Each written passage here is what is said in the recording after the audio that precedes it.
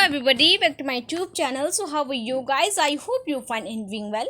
So आज के इस पार्ट के अंदर हम डिस्कस करने वाले हैं कि बिजनेस इन्वायरमेंट के अंदर यूनिट वाइज ऐसे कौन कौन से इंपॉर्टेंट टॉपिक हैं जिन्हें अगर आप अभी से कवर करते हुए चलते हो तो एग्जाम के अंदर आप इजीली सारे क्वेश्चन को अटैम्प्ट कर पाओगे और अच्छी मार्क्स जो हैं बिजनेस इन्वायरमेंट के अंदर आप गेन कर पाओगे। ठीक है, सो वीडियो स्टार्ट करने से पहले अगर आप मेरे चैनल पर नए हैं, चैनल को सब्सक्राइब कर ले, बेल आइकन को प्रेस कर ले ताकि मेरी आने वाली हर वीडियो से आप अपडेट रहें और ज़्यादा से ज़्यादा इस वीडियो को अपने दोस्तों के साथ शेयर करें ताकि उन्हें यही पता चले कि बिजनेस एनवायरनमेंट के अंदर उन्हें क्या चीज़ पढ़नी है, क्या चीज़ नहीं पढ़नी है। ठीक है, और चैनल को क्या करना है, आपको ज़्यादा से ज़्यादा सपोर्ट करना है क्योंकि आपका एक लाइक, आपका एक कमेंट मुझे काफ़ी मोटिवेट करता है फर्दर आपके लिए इसी तरह की जो वीडियोज़ है उनको बनाने के लिए। और मैं आपको बता दूँ, इस तरह की वीडियोज़ को अपलोड करने में, इनको रिकॉर्ड करने में काफ़ी एफर्ट्स और काफ़ी टाइम लगता है। ठीक है, तो इस तरह की जो वीडियोज़ है मैं आपके लिए नहीं बना पाऊँगी अगर आप मुझे सपोर्ट नहीं करोगे। तो चलिए स्टार्ट करते हैं आज के इस वीडियो को।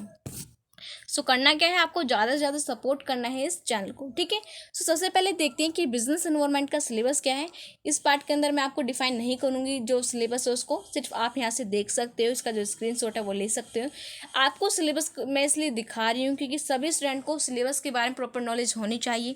उन्हें पता होना चाहिए कि जिस सब्जेक्ट का वो पेपर देंगे उसका एक्चुअली में सिलेबस है क्या, क्योंकि अगर आपको सिलेबस ही नहीं पता है तो आपको ये भी नहीं पता चलेगा, आपको ये भी आइडिया नहीं होगा कि जो चीज़ें मैं आपको बता रही हूँ वो एग्जैक्टली सही है या नहीं है। ठीक है, सो अगर आपने सिलेबस नोट डाउन नहीं करा है आप यहाँ से सिलेबस नोट डाउन कर सकते हो या फिर आप सिंपली इसका स्क्रीनशॉट भी ले सकते हो।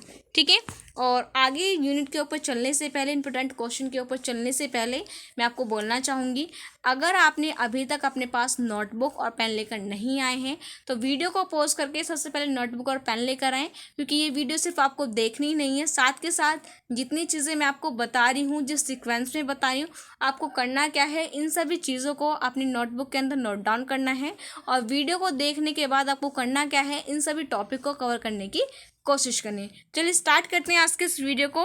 होपफुली कि आप सभी ने नोटबुक और पेन लेकर आ गए होंगे, तो आपको करना क्या है, इसी सीक्वेंस के अंदर सभी चीज़ों को नोट डाउन करते हुए चलना है। ठीक है, सो आज हम बात कर रहे हैं बिजनेस एनवायरनमेंट के इंपॉर्टेंट टॉपिक्स की। सबसे पहले बात करेंगे यूनिट नंबर फर्स्ट। सो मैं आपको बता दूं कि यूनिट नंबर फर्स्ट के अंदर सिर्फ आपका जो बेसिक कॉन्सेप्ट है गिवन है और आपका जो सब्जेक्ट का नेम क्या है, बिजनेस एनवायरनमेंट है, और आप एग्जाम किसका दोगे, बिजनेस एनवायरनमेंट का दोगे। ठीक है, तो ये तो कॉमन सी चीज़ें हैं कि आपको जो बिजनेस एनवायरनमेंट के बारे में आपको थोड़ा बहुत आइडिया होना चाहिए, आपको पता होना चाहिए कि इन्वायरमेंट क्या होता है, बिजनेस एनवायरनमेंट क्या होता है। ठीक है, तो इन सभी चीज़ों के बारे में आपको थोड़ी थोड़ी नॉलेज तो होनी चाहिए। सो इसके अंदर जो फर्स्ट इंपॉर्टेंट टॉपिक है वो है आपका बिजनेस एनवायरनमेंट। ठीक है, तो मैंने आपको बताया है कि बिजनेस एनवायरनमेंट का मीनिंग, एडवांटेजेस, डिसएडवांटेजेस, इन सभी चीज़ों के बारे में आपको प्रॉपर नॉलेज होनी चाहिए। अगर इस क्वेश्चन के रिपीटेशन की बात करें 2014, 21 और 22 के अंदर जो क्वेश्चन आपका आया है। नेक्स्ट है आपका factor affecting of business environment. ठीक है, तो ये जो क्वेश्चन है ये भी आपका 2 बार रिपीट हुआ 2017 और 22 के अंदर। ठीक है, नेक्स्ट क्या आपका सोशल रिस्पॉन्सिबिलिटीज ऑफ बिजनेस। तो जो फर्स्ट एंड लास्ट है, ये जो क्वेश्चन यानी कि जो टॉपिक है आपका फर्स्ट एंड लास्ट, इनसे रिलेटेड जो क्वेश्चन है वो आपके एग्जाम के अंदर आते हैं, तो आपको पता होना चाहिए कि बिजनेस यानी कि बिजनेस इन्वायरमेंट या फिर बिजनेस की क्या क्या सोशल रिस्पॉन्सिबिलिटीज़ हैं सोसाइटी की तरफ। ठीक है, अगर इसके रिपीटेशन की बात करें 2019, 18 और 21 के अंदर जो क्वेश्चन है आपका आया है। ठीक है, तो यूनिट नंबर 3 के अंदर सिर्फ आपके यही 3 टॉपिक हैं जो आपके एग्जाम के अंदर आते हैं। तो आपने करना क्या है, इन तीनों टॉपिक को आपको हल्के में नहीं लेना है। आपको ये नहीं देखना है कि जो क्वेश्चन है सिर्फ बहुत कम रिपीट हो रहे हैं तो आपको ये जो क्वेश्चन है, ये जो टॉपिक है, आपको छोड़ देना है। ठीक है, इस बहम में बिल्कुल भी मत रहना। हो सकता है कि आपका जो सब्जेक्ट है बिजनेस एनवायरनमेंट है, तो हो सकता है कि इस टाइप के जो क्वेश्चन है वो आपके इस बार के जो एग्जाम पेपर के अंदर डाल दिए जाएँ। ठीक है, तो आपने करना क्या है, इन सभी टॉपिक को आपको सीरियसली लेना है और काफ़ी कुछ यानी काफ़ी ज़्यादा नहीं है सभी टॉपिक के अंदर पढ़ने में। आप देख सकते हो कॉमन से टॉपिक हैं, इन सभी टॉपिक को हम सभी बचपन से पढ़ते हुए आ रहे हैं। ठीक है, तो इन सभी को कवर करने में कोई मुश्किल की बात नहीं होगी, तो आप इजीली इन सभी टॉपिक को क्या कर पाओगे, कवर कर पाओगे। ठीक है, अब चलते हैं यूनिट नंबर 2 की तरफ। आई होप कि आप मेरे साथ साथ इन सभी चीज़ों को नोट डाउन करते हुए चल रहे हो। यूनिट नंबर 2 के अंदर क्या आपका जो फर्स्ट टॉपिक है वो है आपका इकोनॉमिक सिस्टम।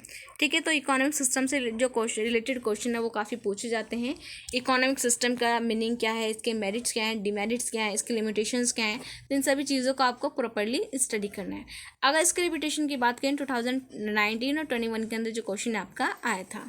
लास्ट सेकंड क्या है आपका, comparison between socialism and capitalism. ठीक है, तो सोशलिज्म और कैपिटलिज्म के अगर कंपेयर की बात करें तो ये जो क्वेश्चन है आपका मोस्ट इंपॉर्टेंट है, इसके ऊपर आप स्टार मार्क कर सकते हो। ठीक है, कि ये जो क्वेश्चन आप देख सकते हो कितनी बार रिपीट हुआ है, मोस्टली हर ईयर में जो क्वेश्चन है वो आपका आता है। लास्ट 2 ईयर के अंदर जो क्वेश्चन है वो आपका आया था। अगर इसके रिपीटेशन की बात करें 2014, 17, 18, 21 और 22 के अंदर जो क्वेश्चन है आपका रिपीट हुआ है। नेक्स्ट आपका मिक्स्ड इकोनॉमी। ठीक है, तो आपको पता होना चाहिए कि मिक्स्ड इकोनॉमी क्या होती है, क्या इसके मेरिट्स हैं, क्या इसके डिमेरिट्स हैं। ठीक है, तो इन सभी चीज़ों के बारे में आपको प्रॉपर नॉलेज होनी चाहिए और आपको यही पता होना चाहिए कि आपकी कंट्री के अंदर किस टाइप का जो इकोनॉमिक सिस्टम है वो आपका अप्लाई होता है। ठीक है, तो ये भी बेसिक सा क्वेश्चन है और इस टाइप का जो क्वेश्चन है वो भी आपका एग्जाम के अंदर पूछ लिया जाता है। ठीक है, यानी कि वो आपसे पूछ तो रहा है मिक्स्ड इकोनॉमी के बारे में, आपसे पूछ रहा है, लेकिन जो क्वेश्चन है उसने डायरेक्ट ना देके इनडायरेक्टली आपसे पूछ लिया। ठीक है, तो इन सभी चीज़ों को आपके बारे में आप क्या होनी चाहिए, आपको प्रॉपर नॉलेज होनी चाहिए। नॉलेज आपको तभी होगी जब आप क्या करोगे, इन सभी चीज़ों की डीपली स्टडी करोगे। अगर इसके रिपीटेशन की बात करें 2014, 17, 18 और 21 के अंदर जो क्वेश्चन है आपका आया है। नेक्स्ट क्या आपका कम्युनिज्म। सो मैं आपको बता दूं, सिर्फ कम्युनिज्म का सिर्फ आपको बेसिक मीनिंग पता होना चाहिए। ठीक है, कि आपको इसके डिटेल में स्टडी नहीं करना है, इससे रिलेटेड काफ़ी क्वेश्चन आते भी नहीं, सिर्फ एक ही बार जो क्वेश्चन इससे रिलेटेड आया था वो भी 2016 के अंदर। नेक्स्ट क्या आपका पब्लिक सेक्टर और प्राइवेट सेक्टर, इसके ऊपर भी आपको करना क्या है, स्टार मार्क कर लीजिए, क्योंकि ये भी क्या है आपका इंपॉर्टेंट टॉपिक है। इससे रिलेटेड क्वेश्चन जो काफ़ी आते हैं। अगर इसके रिपीटेशन की बात करें 2018, 19, 21 और 22 के अंदर जो क्वेश्चन आपका आया है। ठीक है, यानी कि ये जो क्वेश्चन आपका लास्ट 2 ईयर के अंदर रिपीट हुआ है, तो ये भी क्या आपका मोस्ट इंपॉर्टेंट है। और पब्लिक सेक्टर प्राइवेट सेक्टर के नाम के साथ साथ इनके मेरिट डिमेरिट्स और सबसे ज़्यादा जो पूछा जाने वाला जो क्या आता है इनके आर्ग्यूमेंट्स। ठीक है, तो आपसे पूछ लिया जाता है कि भाई प्राइवेट सेक्टर के आपके आर्ग्यूमेंट्स बताने हैं, फेवर में बताने हैं, अगेंस्ट में बताने हैं। ठीक है, तो दोनों ही सेक्टर का आपका सबसे पहले क्या होना चाहिए, आपको मीनिंग क्लियर होना चाहिए। साथ के साथ आपको यही पता होना चाहिए कि इनके फेवर और अगेंस्ट में क्या क्या आर्ग्यूमेंट्स हैं। ठीक है, मीनिंग के साथ आपको उनके आर्ग्यूमेंट्स की भी स्टडी करनी है। लास्ट क्या आपका difference between socialism, capitalism, mixed और कम्युनिज्म। ठीक है, तो ये जो क्वेश्चन है ये भी आपका आता है, यानी कि आपसे घुमा फिरा के जो डिफरेंस है वो आपसे पूछ लिया जाता है। तो यानी कि एक या दो दो चीज़ों के बीच में डिफरेंस तो आपका आता ही आता है, लेकिन आपको करना क्या है, आप इन चारों के बीच में जो डिफरेंस हो एक बार उसको देख लेना, उसको स्टडी कर लेना। अगर फिर किसी भी दो चीज़ों के बारे में आपसे डिफरेंस पूछता है तो आप उसको जो कंपैरिजन है या फिर उसको जो डिफरेंस है आप इजीली उसको राइट डाउन कर पाओगे। ठीक है, क्योंकि आपने ऑलरेडी चारों के बारे में ऑलरेडी आपने उनको जो डिफरेंस उसको पढ़ चुके हो। ठीक है, सो आपको करना क्या है, इन सभी टॉपिक को अपनी नोटबुक के अंदर नोट डाउन करना है, इन सभी टॉपिक को आपको कवर करना है। अब चलते हैं यूनिट नंबर 3 की तरफ। तो ये रही हमारा यूनिट नंबर 3। यूनिट नंबर 3 के अंदर आपका जो फर्स्ट टॉपिक है वो आपका इंडस्ट्रियल पॉलिसी। ठीक है, तो इंडस्ट्रियल पॉलिसी जो टॉपिक है ये भी क्या आपका मोस्ट इंपोर्टेंट टॉपिक है, इसके ऊपर भी आप स्टार या फिर मार्क कर सकते हो। अगर इसके रिपीटेशन की बात करें 2014, 17, 18, 19 और 22 के अंदर जो क्वेश्चन है वो आपका आया था। ठीक है, इंडस्ट्रियल पॉलिसी का मैं आपको बताती हूँ जो क्वेश्चन है वो किस तरीके से पूछता है एग्जामिनर। ठीक है, तो सबसे पहले आपसे पूछेगा कि व्हाट इज इंडस्ट्रियल पॉलिसी। तो सबसे पहले आपको डिफाइन करना होगा कि इंडस्ट्रियल पॉलिसी क्या होती है। उसके बाद वो क्या पूछता है, उसके बाद पूछता है current industrial policies in India. ठीक है, यानी कि वो सबसे पहले तो आपका मीनिंग पूछेगा, उसके बाद आपसे पूछेगा कि इंडिया के अंदर करंटली में यानी किस टाइप की जो इंडस्ट्रियल पॉलिसी है वो अप्लाई हो रही है या फिर फॉलो हो रही है। ठीक है, तो इसके बारे में आपको पता होना चाहिए कि इंडिया के अंदर किस टाइप की जो इंडस्ट्रियल पॉलिसीज है वो अप्लाई हो रही है। ठीक है, करंटली में। ठीक है, तो आपको मीनिंग के साथ साथ आपको अलग से इस चीज़ के बारे में भी स्टडी करनी होगी। और आप देख सकते हो अगर आप प्रीवियस ईयर के क्वेश्चन पेपर को उठाओगे तो आपको इस टाइप का जो क्वेश्चन है वो देखने को मिल जाएगा। ठीक है, अब चलते हैं नेक्स्ट की तरफ। नेक्स्ट क्या आपका कॉन्सेप्ट ऑफ एलपीजी। एलपीजी भी क्या है आपका मोस्ट इंपोर्टेंट टॉपिक है। ठीक है, यानी कि लिबरलाइजेशन, प्राइवेटाइजेशन और ग्लोबलाइजेशन। ठीक है, तो इन तीनों का जो कॉन्सेप्ट है आपको अच्छे से क्लियर होना चाहिए। ये क्या आपकी इंडस्ट्रियल पॉलिसीज़ है जो कि आपकी 1991 के अंदर आई थी। तो ये बेसिक चीज़ें हैं, आपको इन सभी चीज़ों के बारे में प्रॉपर नॉलेज होनी चाहिए। ठीक है, एलपीजी का जो बेसिक मीनिंग क्या है, इनकी डेफिनेशन क्या है, इन चीज़ों के बारे में आपको बेसिक आइडिया होना चाहिए। ठीक है, अगर इसके रिपीटेशन की बात करें 2014, 16, 17, 19, 21 और 22 के अंदर जो क्वेश्चन आपका आया है। ठीक है, अब देखते हैं कि आपका जो एलपीजी कॉन्सेप्ट है ये तो काफ़ी इंपॉर्टेंट है क्योंकि हर बार से रिलेटेड जो क्वेश्चन है वो आपका आता है। ठीक है, अब देखते हैं कि एलपीजी के अंदर इससे अलग, यानी कि अगर आपसे इंडिविजुअली बात करें कि इंडिविजुअली एलपीजी में किस चीज़ के बारे में ज़्यादा जो चीज़ें हैं वो पूछी जाती हैं, अब उनके बारे में हम डिस्कस करते हैं। ठीक है, सो फर्स्ट क्या है आपका लिबरलाइजेशन। अगर लिबरलाइजेशन से रिलेटेड क्वेश्चन की बात करें 2014 और 17 के अंदर इससे रिलेटेड जो क्वेश्चन है वो आपका पूछा गया था। नेक्स्ट है आपका प्राइवेटाइजेशन। प्राइवेटाइजेशन के ऊपर आप यहाँ देख सकते हो मैंने स्टार मार्क किया हुआ है, क्योंकि ये क्या है आपका मोस्ट इंपॉर्टेंट टॉपिक है। अगर इसके रिपीटेशन की बात करें 2014, 16, 17, 18, 21 और 22, सो 19, 21 और 22 के अंदर जो क्वेश्चन आपका आया है।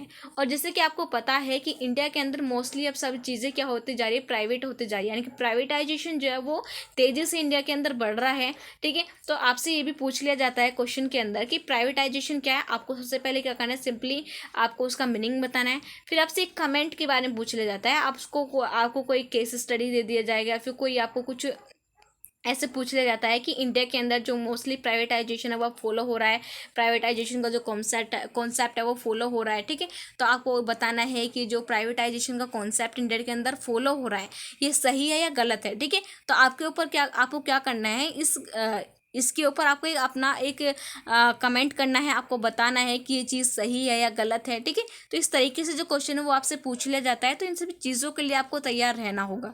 ठीक है, नेक्स्ट क्या आपका ग्लोबलाइजेशन। ठीक है, ग्लोबलाइजेशन के बारे में अगर देखें कि इसका रिपीटेशन क्या है 2019, 21 और 22 के अंदर से रिलेटेड जो क्वेश्चन है वो आपके आते हैं। ठीक है, कुल मिला के अगर देखें यानी कि एलपीजी क्या है आपका एक मोस्ट इंपॉर्टेंट टॉपिक है। इससे रिलेटेड हर बार जो क्वेश्चन है वो आपके आते हैं, और इस बार भी जो क्वेश्चन है वो आपसे पूछा जाएगा किससे रिलेटेड, एलपीजी के कॉन्सेप्ट से रिलेटेड। ठीक है, तो जो कॉन्सेप्ट आपका अच्छे से क्लियर होना चाहिए और आपको एलपीजी के बारे में प्रॉपर नॉलेज होनी चाहिए।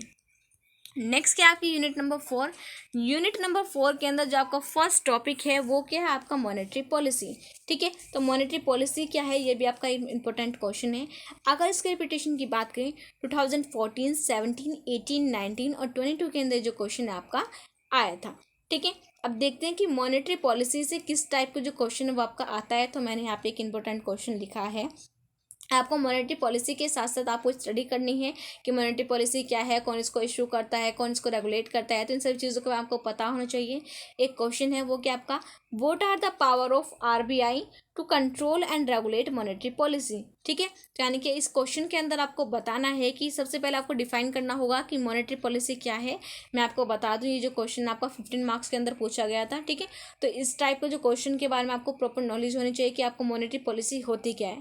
ठीक है, फिर आपको पता होना चाहिए कि जो आरबीआई के हाथ में किस टाइप की जो पावर्स होती है, किस तरह से मॉनेटरी पॉलिसी को रेगुलेट करती है, किस तरह से पॉलिसीज को कंट्रोल करती है। ठीक है, तो इन सभी चीज़ों के बारे में आपको प्रॉपर नॉलेज होनी चाहिए, और आपको मॉनेटरी पॉलिसी के साथ साथ आपको इस क्वेश्चन की भी तैयारी करनी है। ठीक है, नेक्स्ट क्या आपका फीमा।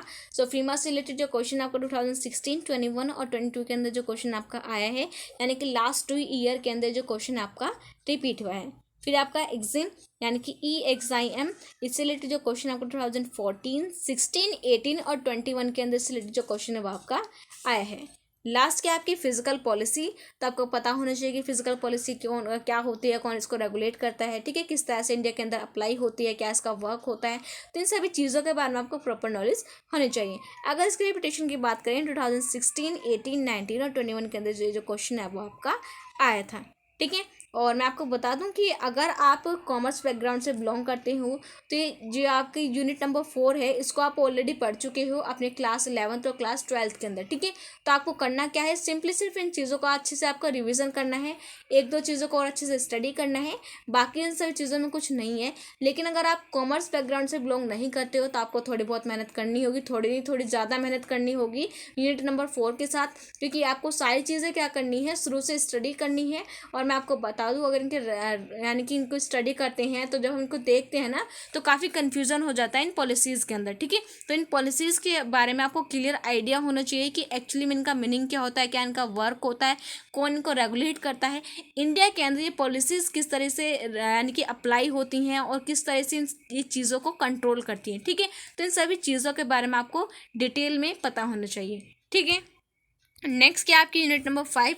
आई होप कि आप सभी मेरे साथ इन सभी चीज़ों को देख ही नहीं रहे, राइट डाउन करते हुए भी चल रहे हो, ठीक है। तो अगर आपने राइट डाउन नहीं कर रहे हो तो आपको करना क्या है, सबसे हमें वीडियो को पॉज करके आपको स्टार्टिंग से वीडियो देखनी है और सभी चीज़ों को राइट डाउन करते हुए चलिए, ठीक है।